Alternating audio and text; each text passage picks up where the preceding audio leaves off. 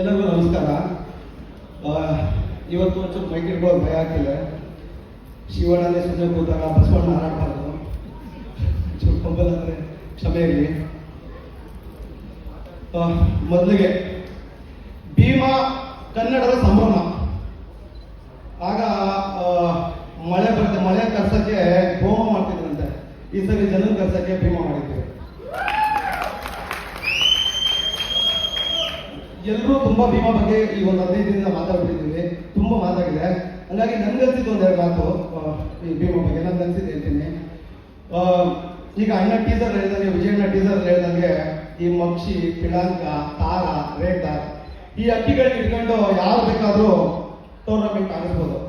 ಆದ್ರೆ ಯಾರೂ ಮುಟ್ಟದ, ಯಾರೂ ನಂಬದ, ಯಾರೂ ಸಾಕದ ಜಂಗ್ಲಿ ಪಟ್ಟಗಳನ್ನ ಕರ್ಕೊಂಡ್ಬಂದು ಟೂರ್ನಮೆಂಟ್ ಹೊಡಿತೀನಿ ಅಂತಾರಲ್ಲ, ಅದಕ್ಕೆ ಒಂದು ನಾಲ್ಕು ಗುಂಡಿಗೆ ಬೇಕು. ಅದು ವಿಜಯಣ್ಣ ಮಾಡಿದ್ದಾರೆ. ಆಮೇಲೆ ಈ ಸ್ಟಾರ್ ನಟಗಳನ್ನ ಇಟ್ಕೊಂಡು ಯಾರು ಬೇಕಾದ್ರೂ ಸುಮ್ಮನೆ ಸಿನಿಮಾ ಮಾಡಬಹುದು. ಸುಮ್ಮನೆ ಕೂತಿರೋ ಹುಡುಗರೆಲ್ಲ ಕರ್ಕೊಂಡ್ಬಂದು ನಿಮ್ಮ ಸ್ಟಾರ್ ನಟನ ಮಾಡ್ತೀನಿ ಅನ್ನೋದಕ್ಕೆ ಒಂದು ತಾಕತ್ತು ಬೇಕು. ಅದು ಈ ಸಿನಿಮಾದನ್ನ ಮಾಡಿದ್ದಾರೆ. ದ್ರೋಣನ್ ಅಂತ, ವಿಜಯಣ್ಣನ್ ಅಂತ ಗುರು ಇದ್ರೆ, ಅರ್ಜುನ ಅಲ್ಲ, ಕುಂಭಕರ್ಣ ಬೇಕಾದ್ರೂ ಬಾಣ ಗುರಿ ಹೊಡಿತಾರೆ. ಅದು ಮ್ಯಾಟ್ರ್ ಅಲ್ಲ. ಇದರಲ್ಲಿ ನಿಜವಾದ ಗೆಲುವೇನು ಅಂತಂದ್ರೆ, ಈಗ ಗುರುಗಳಿಂದ ಶಿಷ್ಯಂದ್ರಿಗೆಲ್ಲ ಹೆಸರು ಬಂದಿದೆ, ಅದು ದೊಡ್ಡ ಸಾಧನೆ ಇಲ್ಲ. ಈ ಶಿಷ್ಯಂದ್ರಗಳಿಂದ ಗುರುಗಳ ಹೆಸರು ಬರಬೇಕು. ಇವತ್ತೇನು ವಿಜಯನ ಕರ್ಕೊಂಡ್ಬಂದಿರೋ ಹುಡುಗರುಗಳು ಇಷ್ಟು ಪರ್ಫಾರ್ಮ್ ಮಾಡ್ತಿದ್ರೆ ಅಥವಾ ಅವ್ರೇನು ಆಕ್ಟ್ ಮಾಡ್ತಿದ್ರೆ, ಯಾರು ಹುಡುಗರು ಅಂತ ಅಲ್ಲಿರೋರು ಕೇಳಬೇಕು. ಅವ್ರು ಯಾರೋ ಹೇಳ್ಬೇಕು, ಇದು ನಾವು ವಿಜಯನ ಕರ್ಕೊಂಡ್ಬಂದ್ರೆ ಆ ಹುಡುಗರು ವಿಜಿ ಸಾರ್ ಟೀಮ್ ಅವರು ಅಂತ. ಆ ತರ ಈ ಹುಡುಗರುಗಳು ಕೆಲಸ ಮಾಡ್ಬೇಕು. ಇವತ್ತು ಅವರಷ್ಟು ನಂಬಿಕೆ ಕರ್ಕೊಂಡ್ಬಂದಿದ್ದಾರೆ, ಅವರಿಂದ ಎಲ್ಲರೂ ಹೆಸರಾಗಿದೆ. ಅದು ಸಾಧ್ಯ ಇಲ್ಲ.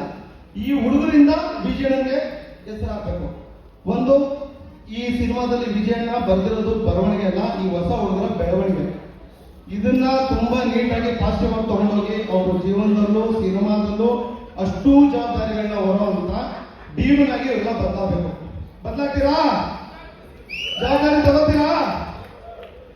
ಸುಮ್ಮನೆ ಸಿಟ್ಟು ಕುತ್ಕೊಂಡು ನಾಳೆ ಮಾಡೋದಲ್ಲ, ಮನಸ್ಸಲ್ಲಿ